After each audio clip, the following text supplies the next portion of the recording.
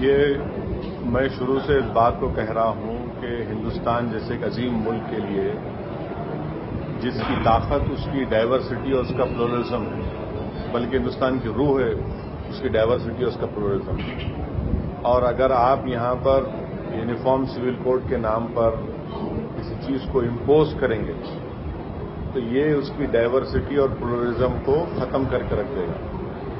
इसलिए कि इसको अगर आप सिर्फ मुसलमानों की नज़र से देख रहे हैं तो ये बहुत गलत है, क्योंकि हिंदुस्तान की डाइवर्सिटी प्लुरलिज्म में मुसलमान भी है, उसमें दलित भी है, ट्राइबल भी है, हमारे हिंदू भाइयों के मुख्तलिफ तहजीब और उनके तमद्दुन हैं। मिसाल के तौर पर मिताक्षरा और दया भागा में इनहेरिटेंस का क्या करेंगे? फिर आप मिताक्षरा और दया भागा स्कूल ऑफ इनहेरिटेंस का क्या करेंगे?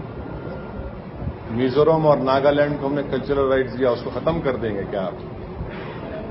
हिंदू अनडिवाइडेड फैमिली के टैक्स रिबेट सिर्फ हिंदूज को मिलते हैं, मुसलमानों को नहीं मिलते, जबकि ये नहीं मिलना खुद वायलेशन है आर्टिकल 12 का, राइट टू इक्वालिटी आर्टिकल 25 का।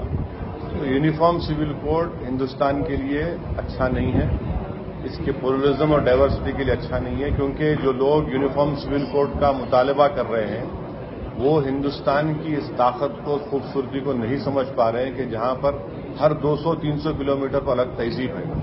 आप एक ही तहजीब को बना देंगे, वो मुश्किल काम है, वो नहीं होने वाला काम है। दूसरी चीज ये है कि हमारी पार्टी एमआईएम ने फैसला लिया है कि लॉ कमीशन का जो क्वेश्चनियर है हम उसका जरूर जवाब देंगे, और जब जवाब तैयार हो जाएगा उनको भिजाएंगे और आपको भी उसको बताएंगे। सर, ये नहीं समझ सकते, आपकी बात सही है, लेकिन अभी ये शुरुआत नहीं की जा रही है कि एक कंट्री एक कोड क्यों नहीं हो सकता है सर? एक country one country one code, one country one code, one country तो है जरूर, कोड की क्यों बात कर रहे हैं आप? मैं आपसे कह रहा हूं ना कि मिताक्षरा और दया भागा में इनहेरिटेंस का क्या करेंगे? चलिए वो तो करके बताइए आप पहले।